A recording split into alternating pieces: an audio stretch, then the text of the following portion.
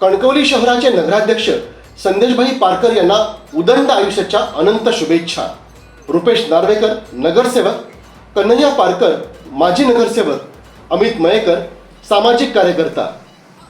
संदेश संघर्षमय जीवनाचा, संदेश परिवर्तनवादी विचारांचा, संदेश विश्वासू लोकनेतृत्वाचा. संदेशभाई शतायुषी व्हा. शुभेच्छुक तेजस नार्वेकर.